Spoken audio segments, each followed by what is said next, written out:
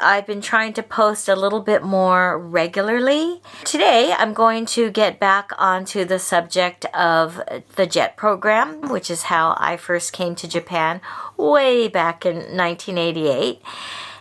Throughout the years, I've been looking at different videos now that they have YouTube available, because back when I was on JET, we didn't have YouTube. We didn't even have social media.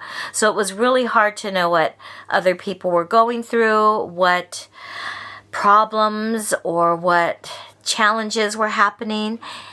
Now, thanks to social media and YouTube, we can look up and see what's going on in other prefectures. We have access to a whole lot more information and resources to help us through any challenges that we might have.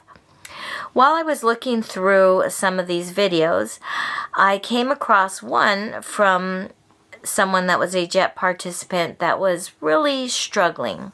In this video, the person said, "I wish someone prepared us more for the negative things or the downsides of things that happen when you're working in Japan or when you're on the JET program.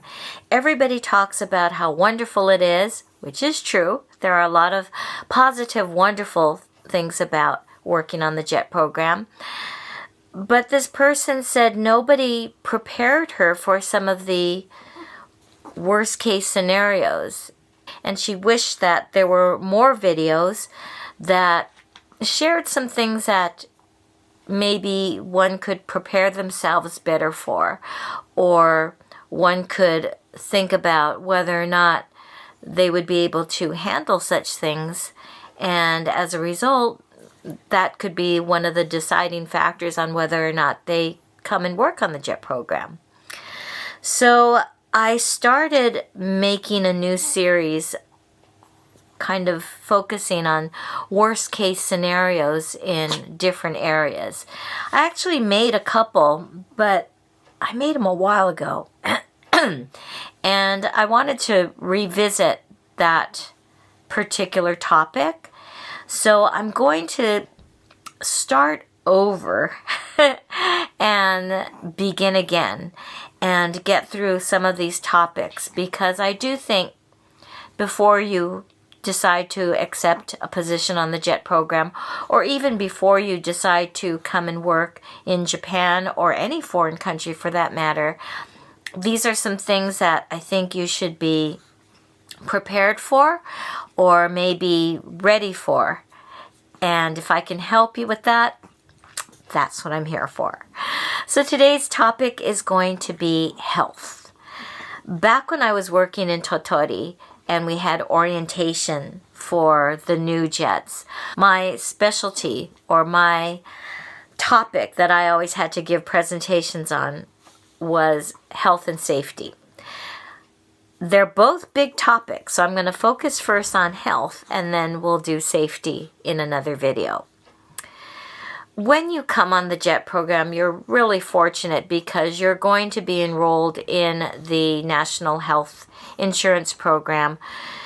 If you are coming on a different program or if you're coming to work here on your own, you will need to enroll in a health insurance program. I'm saying national health. I'm pretty sure that's what JET participants are in. They may have their own special health insurance program. My particular school has their own health insurance program, but rest assured you will be enrolled in a health insurance program. They will take a small amount of money from your paycheck each month, but believe me, it is very much worth it. For the first couple of years when I was working on JET, in the JET program, I didn't even use the health insurance program because I was one of those people that thought any health-related things like checkups and exams, I would get done when I went home during the summer. I would go to my home doctor. I would get everything I needed done, taken care of in my home country, and then come back to Japan and hopefully nothing goes wrong. That is not how I think now. Now I take advantage of this health insurance, but at the time because I didn't take advantage of the health insurance and I didn't use it, I think it was for 5 years, I got a present. The city hall, where I got contacted and I got this huge package, not knowing why or what it was for, but it was because they assumed I stayed healthy all those 5 years and I never used my health insurance. So I got an okayu maker, which is a kind of rice porridge maker with a set of glass bowls and a little shelving case to put the bowls and the okayu maker in. I still have it. Nowadays, rice cookers all have an okayu setting, so you can make rice porridge in your normal rice cooker, but I did use this rice porridge maker for quite a while. That was all for not using my health insurance. Now, as we all get older, or as you're dealing with just a number of things nowadays, your health insurance is very important. So let's talk about some of the things that might happen during your first year in jet. And believe me, I don't mean to scare you or say that this is going to happen to everybody or that you might fall victim to these things, but it's just some things to alert you, to prepare you in case you do have underlying conditions and you do want to be prepared with medicine from your home country. Which, by the way, any medications you're bringing, be sure to check and make sure it is legal in Japan, or it will possibly be confiscated when you enter the country. Things that we have in the U.S. and maybe in your home country that are pretty much not common drugs, but things that you would think would be acceptable everywhere may not be acceptable in Japan. This might be medication for ADHD, or if you're bipolar, or even some allergy medicines may have an ingredient that is not legal in Japan. So please check with your doctors. Once you get accepted, find out whether or not your medication is acceptable. And if it isn't, what substitute can you bring over here or get in Japan to compensate? There will be changes to your diet. Whether those changes be good or may be challenging, that's up to each individual, or that depends on what your diet consists of now.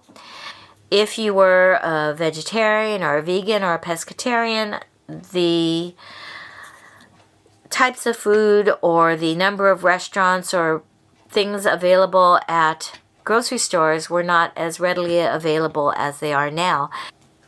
Now there are a lot more places that understand the number of allergies someone may have or the different dietary choices people may have. So you can get food to eat here and sustain yourself successfully or without any big changes to your diet. However, if there are things that you depend upon or different types of supplements, or if you need certain things, you may want to check and see whether or not they're available. But thanks to Amazon and different shipping services now, you can pretty much get anything. So I wouldn't worry too much about it.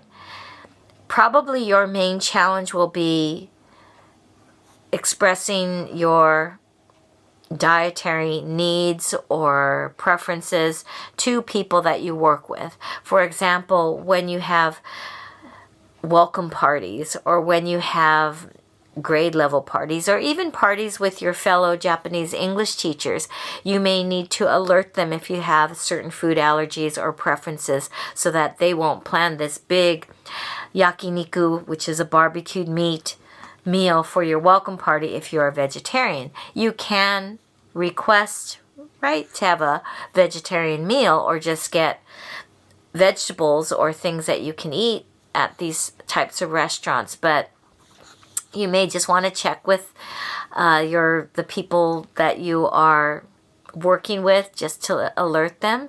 Also, too, if you are assigned to a school and you have to have school lunch, or school lunch is one of the options that you'd like to take advantage of, you may need to check or alert them of any allergies or preferences that you have. They most likely will be able to accommodate you. I can't say that's true for every single school or every single area that you may go to. It may be more challenging, but I think nowadays it's a lot more respected and understood if you have different dietary needs. This includes if you don't eat pork, if you are allergic to dairy, if you need gluten-free items, if you're allergic to nuts, all of that. So make your preferences known, and some people even develop allergies when they're here. So you may not have ever had a seafood allergy or an allergy to certain food items, but maybe you do now. So just be aware that your diet and the things you'll be eating daily may be changing. For me, it wasn't a case of allergies. It was a case of my diet changing to where I was gaining weight a lot more easily than I was in the US. I never ate rice every day. And even to this day, I still am not a big rice eater. So when I go to places, I always ask for a small serving, not the large serving that sometimes they serve you. So yeah, so your body will react in different ways to being in a new country and eating new and delicious foods. All right, another thing you may need to get used to is the climate. If you are one of the jet people that comes in July, you're in for a treat, because that is one of the most challenging seasons to come in. Japan is a very humid country in certain areas. Hokkaido, you won't deal with the humidity as much, but coming off the plane and getting that humidity and all of a sudden turning into an instant sweat ball can be a bit different if you're not used to the heat. Some people are used to the heat, so it doesn't bother them as much, but yeah, you'll have to get used to different temperatures, maybe even the dryness of winter. I've never had my skin, like on my fingertips or my heels of my foot, crack so much due to the dry conditions during the winter.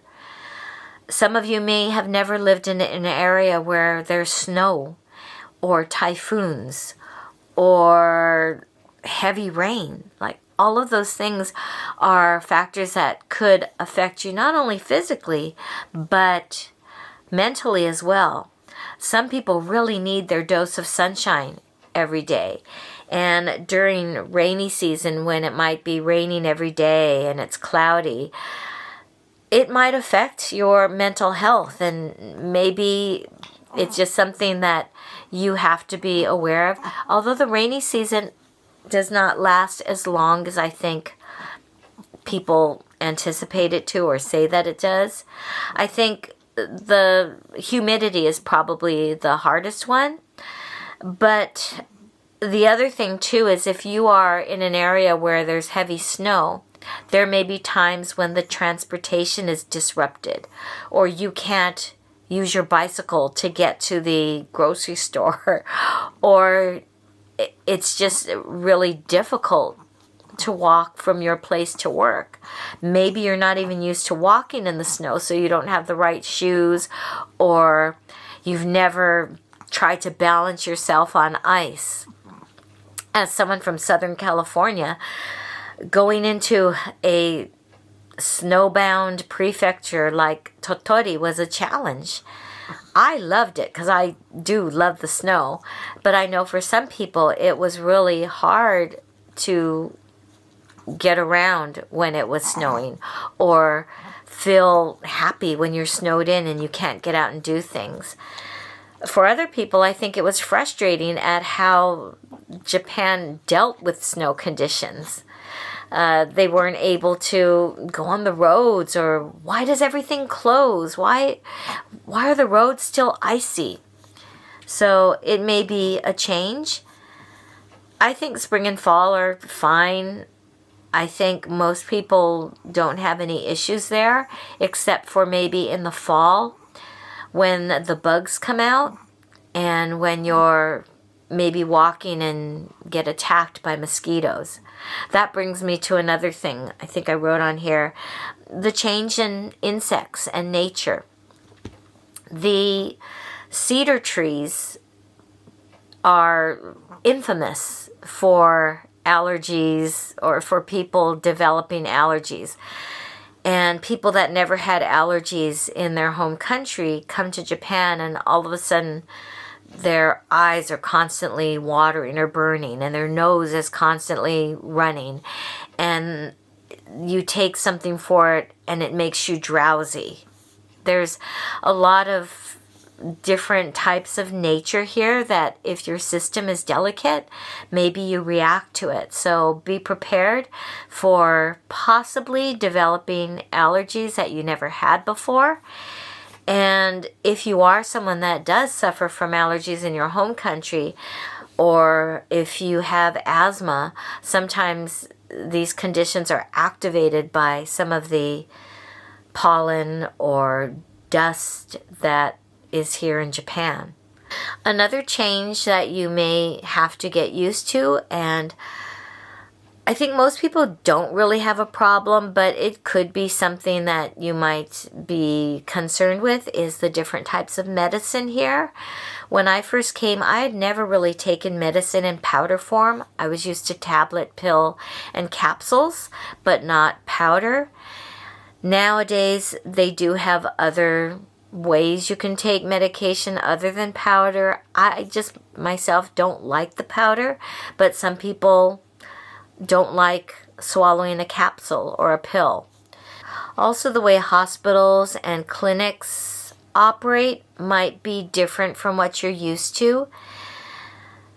Privacy is sometimes just a closed door or a closed curtain, so sometimes people in the waiting rooms can hear discussions. If you're somebody that values your privacy, or if you're uncomfortable going to a small clinic, maybe you could find a place where it's a little bit more private or to your liking. There sometimes are health checks at your school or your board of education, and maybe you don't want your coworkers or your supervisors or your Japanese colleagues to hear any diagnosis or have access to any of the results or tests that you're going through. Usually test results are printed out for you, and it uses a pretty easy system, kind of like a report card system, or they'll give you a file which, even if your Japanese is minimal, you can pretty much figure it out. But you may want to ask somebody to help you translate, and whether or not you use somebody at your school or not, that's entirely up to you. If you have a trusted health person at your school, like the health office nurse or a school doctor, it is entirely up to you whether or not you trust them enough to confide or confer with them. For me, I've had no problems. In fact, the school nurses and school doctors have always been people that I enjoy interacting with.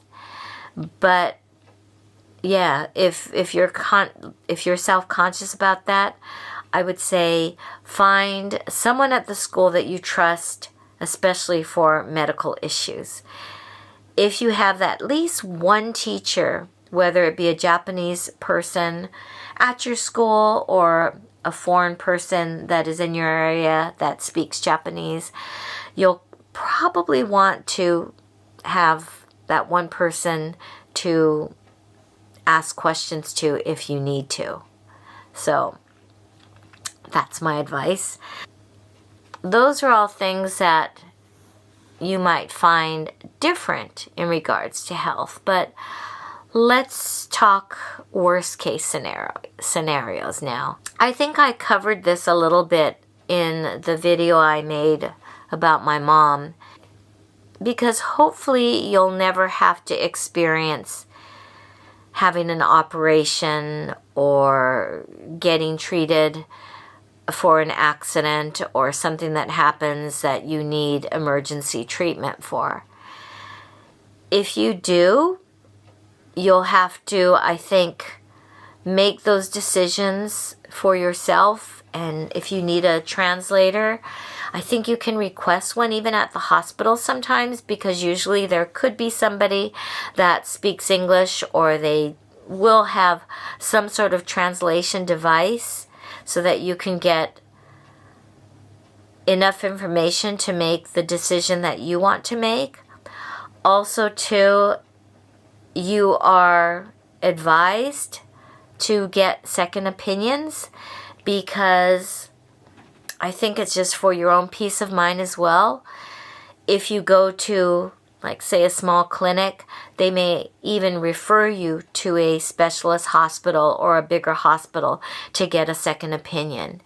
And if your Japanese is good enough, I think you can do this all on your own. But if you need somebody to accompany you, I would say choose somebody that you trust and get the best information to make the choices that you need to. Some people may have conditions that require a lot more, what can I say, a lot more information, especially if you have an underlying condition and you need surgery in Japan. Of course, they're going to need your medical background and medical history. And on JET, you did fill out that questionnaire, but maybe they need more thorough information. My advice would be, if you want to be prepared, is make sure you have all your medical dates and conditions ready, just in case you need something done. This could include, especially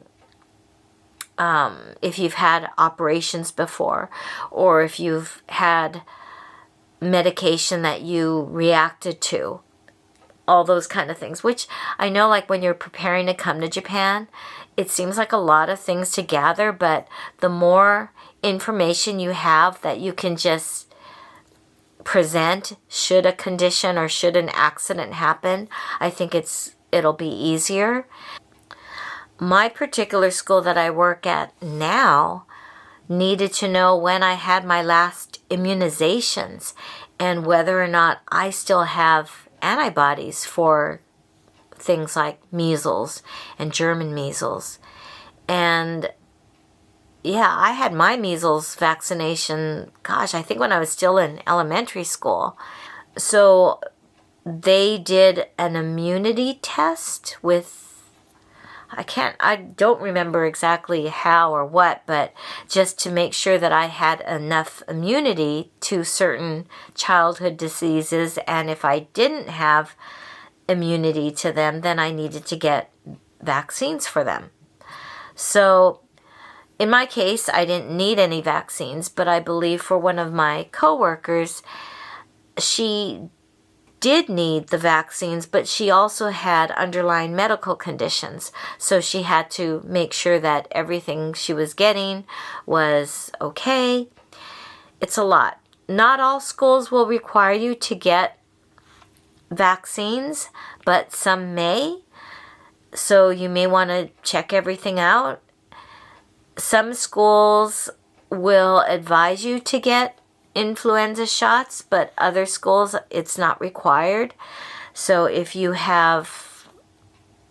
are one of those people that don't want to get vaccinated or maybe have reactions, make sure that you let everyone that needs to know. Now that the pandemic is over, I don't think places require COVID vaccines or proof of having been vaccinated. I think now it's pretty much not checked, but there may be places that ask to see if you've been vaccinated. I don't know. I guess one of the things that I will say is really important, even though sometimes you don't think it's important, is just to make sure you make your health payments on time. And you will also get a little medicine booklet, which is kind of handy dandy, because it just, if you need medication, it has a record of everything that you've had in Japan. So let's say you're going to a new clinic or a different hospital, or you're traveling on vacation in Japan and you're in a different prefecture and you need medicine and they want to make sure it won't interfere with whatever it is you're taking, they can look and they can just check in this little booklet. It's very small. It's very small. Some are fancy, some are just like a slip of paper. And it just helps if you're going to a doctor, if you're getting treated somewhere. We all don't want accidents to happen, but believe me, every year that I did the orientation when the new jets came, we had, we had sprained ankles, we had a broken collarbone, we had alcohol, not poisoning, but just passing out from too much alcohol and heat exhaustion, heat stroke, what else? In addition to just common colds from overexhaustion. And believe me, when you come on jet and you are in that heat, if you come during July and you're out at a drinking party, or maybe you're not a big drinker and all of a sudden you're drinking because everybody else is, or you're not used to the diet, or you're so excited or fatigued from your flight and you're jet lagged, so your body's weak and you just collapse or you throw up or whatever. All of these things, maybe you go to the hospital, or maybe you have to ride an ambulance for the first time, and it can be overwhelming and scary. So I would say don't worry, but at the same time, just be aware that your body is going through so many changes here, especially during the first month, 3 months even. So listen to your signals. Take good care, eat well, all the advice that your mom gives you.